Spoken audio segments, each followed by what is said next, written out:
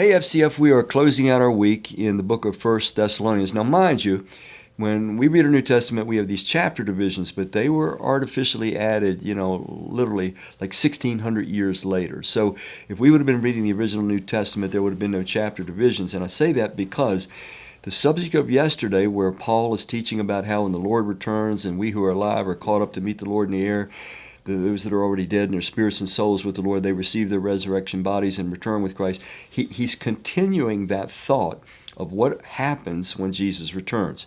So let's keep that in mind. We're going to pick up in chapter 5.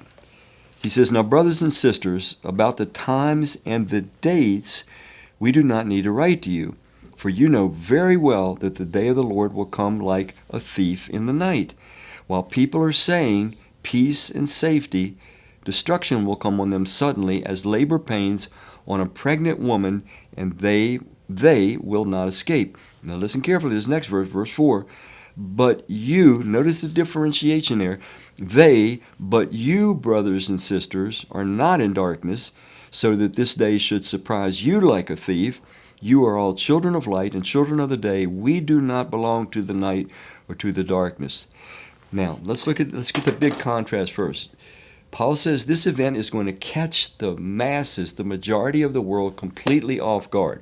They're going to be thinking that things are getting better, things are calming down, peace and safety is being talked about evidently in a serious fashion. He says, and then suddenly this event of destruction will come upon them like labor pains suddenly coming upon a woman.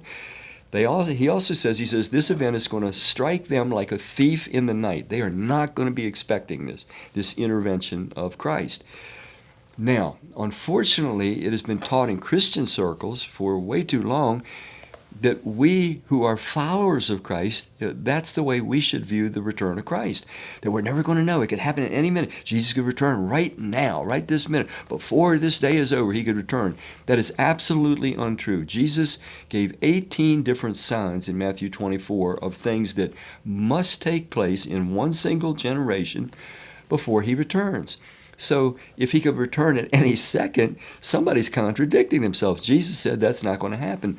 Paul, when he says here, he says, the world, the majority of people are going to be caught off guard. It's going to strike them, the return of Christ, like a thief in the night. He said, but you, brothers and sisters, are not in the darkness. You're not of night. This day will not overtake you like a thief in the night. Well, why? What's the difference? Why won't it surprise the followers of Christ? Because we are people of the Word. We study the Bible. We search the Bible prophecies in the Old Testament as well as the New Testament that predict the exact conditions that will be taking place on earth before the return of Christ, as well as, the turbulence that will be the leading signs to the actual return. The closer it gets to Jesus' return, the more the signs are going to be very, very easy to recognize. So, I'm saying all that to say that whenever we hear teaching that Jesus could return at any minute, that is not true. There are things that must happen first. If we were to go to the book of 2 Thessalonians, to the second chapter, Paul makes very clear that the Lord will not return. He literally says it like that. He says, that day will not occur. You read it on your own, 2 Thessalonians chapter 2. He says, and then he starts to give a list of things. The first one is there's going to be this mass apostasia, falling away from the faith. In other words, people who once identified as Christians, people who once identified as Buddhists or Muslims or Jews, there's going to be this mass departure from religion in general, but Christianity as the specific. Something's going to occur that cause people in mass to become no longer religious, no longer concerned about God. He then says there's going to be other signs. He says there's going to be an entity, a being that appears human, that appears in the Jewish rebuilt temple. There's no temple now, so this cannot happen, who will identify themselves as God, as our Creator. And that individual will validate those claims by doing all the same kinds of signs and wonders and miracles that Jesus himself did.